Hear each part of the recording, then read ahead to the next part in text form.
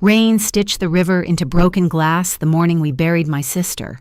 It wasn't just rain, it was the kind that seeps into your shoes and bones until the world feels hollowed out. I stood by the water, clutching the folded funeral program, Lucy's name pressed into white paper, like a bruise. My father, Richard Carter, left the gravel path without a word. In his hands, a small wooden box wrapped in white cloth, something sacred, or something meant to disappear. My mother, Diane, stayed back, her eyes blank, her lips drawn into that tight line she'd perfected over years of pretending everything was fine. Dad didn't look at me. He just crouched near the edge, set the box in the water, and let the current take it. It floated once, twice, then began to sink. That's when I heard it, a thin, impossible sound that cut through the rain. A whimper. My body moved before my mind caught up. I slipped, fell to my knees in the mud, and dragged the box back toward shore. My hands shook so hard I could barely get my car key under the lid seam. The nails resisted like the world wasn't ready for what was inside. And then when it cracked open, everything I knew about my family came undone. Inside was a newborn wrapped in white cotton lips, blue eyes closed. A hospital bracelet circled his ankle, baby boy Miller. My heart stuttered.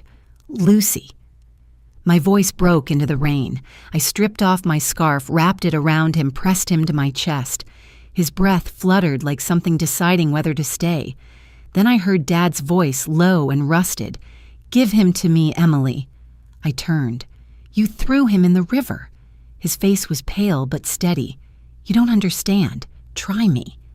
Mom whispered from behind him, "Richard, please." He took a step forward, his shoes sinking into the mud.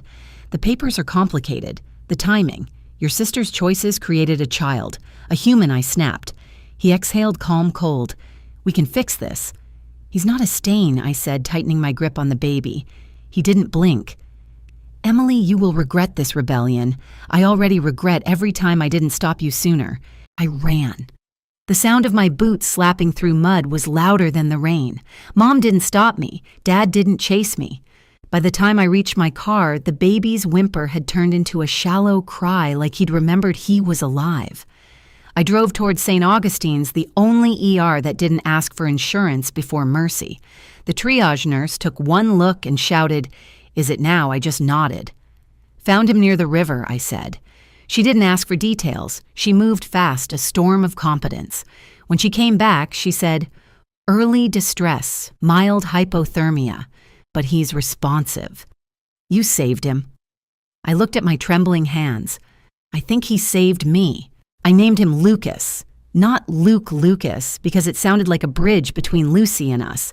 I signed the foster papers with a hand that had never trembled during a $1 million presentation, but couldn't stop shaking now. That night, I learned the choreography of bottles of tiny breaths of silence, breaking into cries.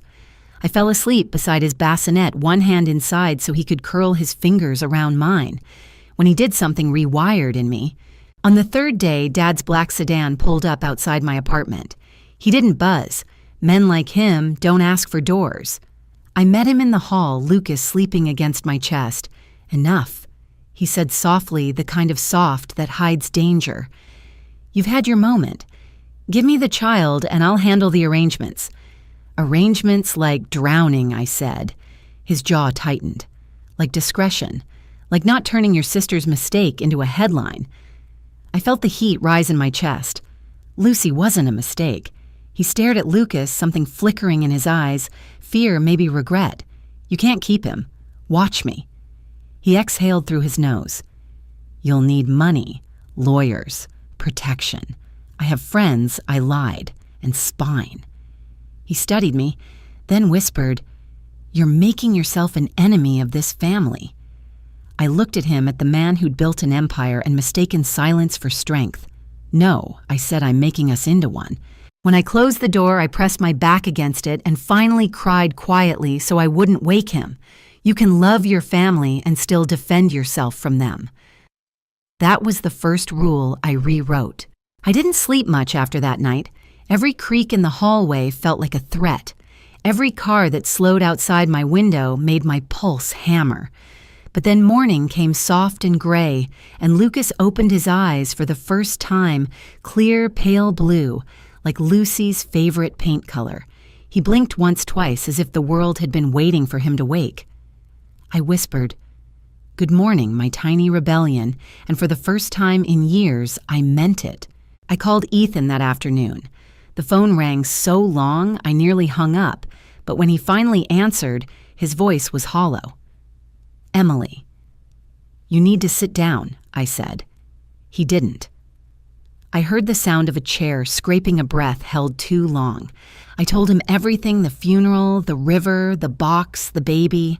Silence stretched until I thought the line had died. Then he whispered, "Broken. They killed my son." "No," I said fast, the words tumbling out. "No, Ethan. He's alive. He's safe. I have him." What came next wasn't quite a sob. It was a sound like someone swallowing a scream. "Where's St. Augustine's? They're keeping him warm, stable. He's strong." He arrived 38 minutes later, breathless eyes raw from crying. The nurse made him scrub in. When he saw Lucas through the isolette glass, he just stopped. His knees bent, his hand pressed flat against the plastic. "Hey, little man," he whispered, his voice shaking. Then he looked at me like I'd dragged a star out of the river. Why, he asked. I didn't have to think. "Because Lucy would never forgive me if I didn't," I said, "and because I couldn't let the world teach him that he was a mistake." From that moment, we were in motion, filing petitions, documenting everything, building a paper fortress thick enough to hold the truth. Ethan's handwriting scrawled across every form, my name beside his, a strange alliance of grief and defiance. At night, Lucas slept between us in the hospital's neonatal room, his tiny breaths pulling us back from the edge. 3 days later, Dad's flowers arrived. White lilies, too perfect, too clean. The card read, "Congratulations on your charity." No signature. The smell filled the room like insult wrapped in perfume. That night at 2:13 a.m., my phone buzzed. A text from Mom. "I'm sorry. I'm so sorry." I stared at it until the words blurred, then turned off the light and let the darkness answer for me. By the end of the week, the courthouse clerk handed us a date. Emergency hearing, family court, the kind of place where lives are decided between coffee breaks and briefcases. Ethan squeezed my hand. "Whatever happens," he said, "we did the right thing." I nodded, though my throat burned. "Whatever happens," I echoed. The morning of the hearing, rain returned like it had been waiting. The Carter Courthouse stood at the end of Willow Street, white marble, sharp corners, our family name engraved into its bones. Dad waited on the steps, immaculate in a black suit, a lawyer at his side whose cufflinks gleamed like armor. Mom hovered behind them, pale, distant, caught between loyalty and loss. Inside the courtroom was smaller than I expected. The walls felt too close, the air too cold. The judge, Honorable Marion Decker, had eyes that could slice through excuses. She read our file page by page, her fingers tapping like a metronome, counting down to something irreversible. Then she looked up. "Miss Carter? Mr. Miller? Mr. Carter." Dad's lawyer stood, voice smooth as oil. "Your Honor, the Carters stand ready to assume full responsibility for this child's welfare." My client's daughter's death created confusion. Mistaken decisions were made by distraught individuals. "Mistaken," the judge repeated. "Heat of grief," he said, sighing as if rehearsed. "My client deeply regrets." "Show me the regret," Judge Decker interrupted, "not the performance." The room fell silent. She turned to me. "Miss Carter, do you have evidence of the child's endangerment?" I swallowed hard.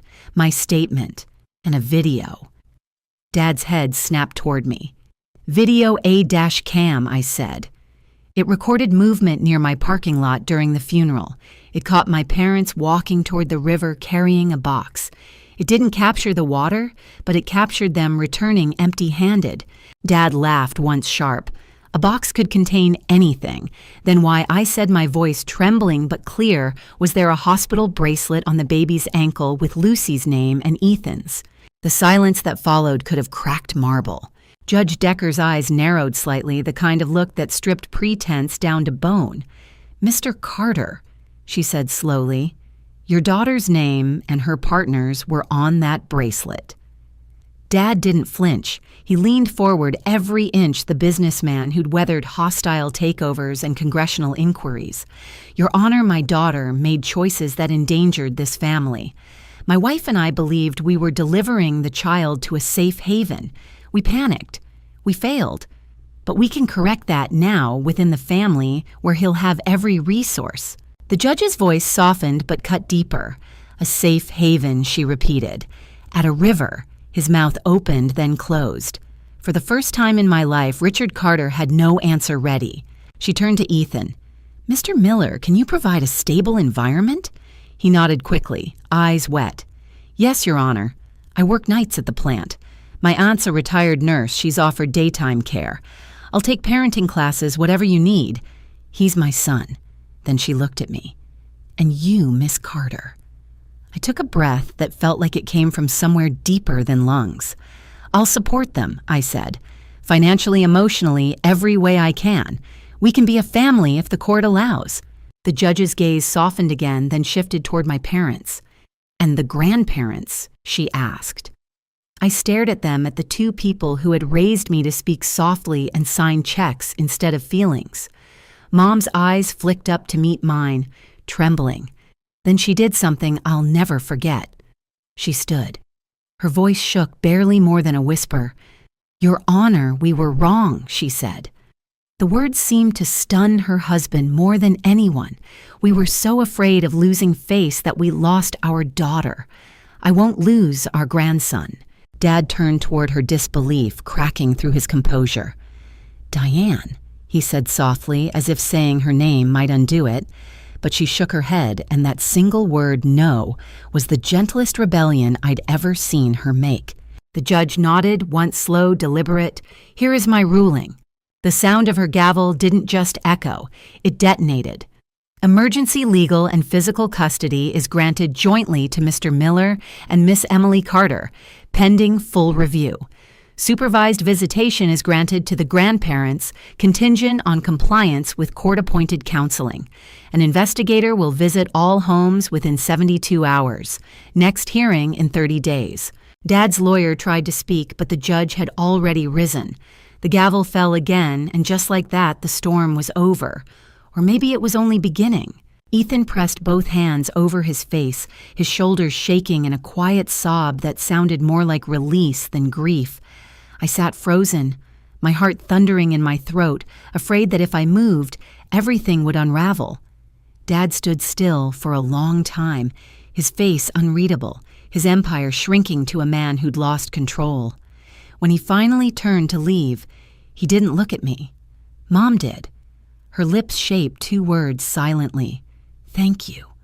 And then almost like a prayer, "I'm sorry." Outside, the rain came down in silver sheets, washing the courthouse steps clean. Ethan laughed through tears spinning in the downpour with his arms open. I joined him, clutching Lucas's blanket against my chest. We were soaked and shivering, but for the first time I felt weightless. We had faced the river and walked back out. 3 nights later, I returned there alone. The river moved the same way it always had, patient, secretive, as if it knew things humans shouldn't. The air smelled of wet earth and apology. I wasn't surprised to find Dad standing by the reeds, his silhouette carved against the dusk. He didn't turn when I stopped beside him. "You were always the troublesome one," he said finally. His tone wasn't cruel, just tired. "I should have known it would be you. It had to be someone I said. I just got there first." He breathed out slowly. "You think I don't wake up hearing her voice? That I don't see that box every time I close my eyes?" His words cracked like brittle glass. I swallowed hard. "Then why Dad?" He didn't answer right away. "Because power is a corridor with doors that lock behind you," he said. "Every step you take, another one closes. You keep moving forward because turning back feels like death. And one day you're standing by a river holding a box, wondering when you stopped being human." The wind shifted, carrying the sound of the current. I stared at him, the man who'd built an empire, and buried his conscience to keep it standing. "You can still step back," I said quietly. "You can always step back." He looked at me, then really looked his eyes hollow but alive. "Can I?" he asked. "When your whole life taught you that stepping back means losing everything." Sometimes I said losing everything is the only way to start over. He smiled, then a small broken thing. "You won, Emily." "No," I said softly. "Lucas did." We stood there for a long time, the rain easing into mist, the current whispering between reeds. For the first time in my life, Dad didn't look like a fortress. He looked like a man standing in the ruins of his own armor. When I finally turned to leave, he didn't follow. Maybe he couldn't. Maybe he was waiting for the courage to move again. The next morning, the counseling office called him 3 times. On the 4th, he answered. Life didn't rebuild itself overnight. It came back in pieces, slow, uneven, but alive. Ethan started his night shift at the packing plant, coming home at dawn with tired eyes and a quiet pride that didn't need words. I took mornings with Lucas, learning the rhythm of his tiny breaths and the weight of his trust. My apartment, once sterile and silent, filled with the sounds of new life, soft cries, lullabies, hummed through exhaustion, the hum of the bottle warmer at 3 a.m. There were nights I sat on the floor beside his crib, half awake, whispering to Lucy like she was listening. "He's here. He's safe. You didn't vanish. You became someone's heartbeat." Mom came by on a Thursday with grocery bags and eyes red from sleep. She stood awkwardly in the doorway until I handed her Lucas. The change was immediate. Her spine straightened. Her hands steadied, her voice softened into something I hadn't heard since childhood. "He looks like her," she whispered. Then she blinked fast as if tears would ruin the moment. She learned to swaddle with the intensity of someone defusing a bomb. On her second visit, she brought one of Lucy's unfinished canvases, sunlight in brushstrokes, color layered over chaos. "He should grow up with her colors," she said, her voice shaking. She always believed the world needed more mornings. A week later, Dad showed up. No entourage, no lawyer, no lilies, just him in a gray coat that made him look older than I remembered. He stood in the doorway without speaking, eyes fixed on Lucas asleep in the bassinet. For a moment, I thought he'd turn and leave, but he didn't. He cleared his throat, the sound catching like a confession. "I set up a scholarship in Lucy's name," he said, "for girls who want to study art and don't have fathers who can bear it." He swallowed hard. "If you'll let me, I'd like to set up another, for boys with last names that don't open doors." Ethan stepped forward, cautious but calm. "It's a start." Dad nodded. "Then I'll do the rest of the steps without being asked." He set an envelope on the counter. I didn't touch it. Not until 2 days later when I opened it to find a check and a letter, simple, unpolished. For Lucy. For Lucas. For the things I can still fix. I opened a new account and named it Rivers Change Course. I made him sign a public statement making the funds irrevocable. For the first time, he didn't argue. Sundays became our quiet ritual. Ethan would take Lucas to the park, pointing out engines of passing trucks, telling him how things worked.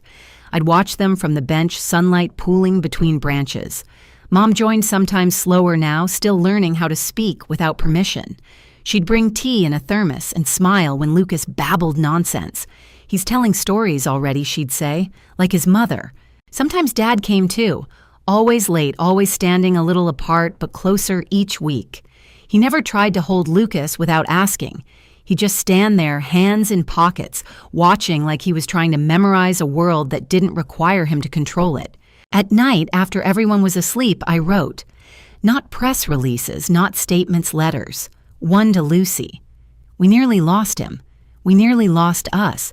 But I think wherever you are, we're learning how to breathe again. The first clear day of spring arrived like an answered prayer. The air smelled of thawing earth and forgiveness. We drove back to the river, Ethan, Mom, Dad, and me, with Lucas bundled in a blue blanket. The same river that had almost taken everything from us now shimmered under sunlight, like glass mending itself. Ethan carried Lucas. I carried flowers. We stood by the edge where reeds bowed in the wind. I placed the flowers on the water. They spun once, twice, then drifted away. "Hi, Luce," I said quietly. "Because some stories you tell out loud." Ethan kissed Lucas's head. "You'd be proud," he whispered. Mom closed her eyes. Dad didn't. He looked straight at the current voice, soft enough the wind could have stolen it. "I'm sorry, Lucy." he said. Then looking at Lucas, "I will spend the rest of my life deserving the chance to know you." Lucas stirred, stretching his tiny hand into the air like he was reaching for sunlight. The wind shifted. Somewhere nearby, a dog barked like laughter. We stood there together, not perfect, not healed, but healing. Families aren't marble. They're soft tissue. They scar. They knit. They grow back into something different, something stronger. I looked at the river and remembered the box. Then I looked at my son, my nephew, and saw a boy who would never be put in one. The water kept moving as it always does. But I swear that day it sounded like it was singing. If this story touched you, take a moment to like, share, and subscribe for more tales like this, and tell me in the comments what family means to you. Because sometimes family isn't about blood or name. It's about who pulls you out of the water when the world goes silent.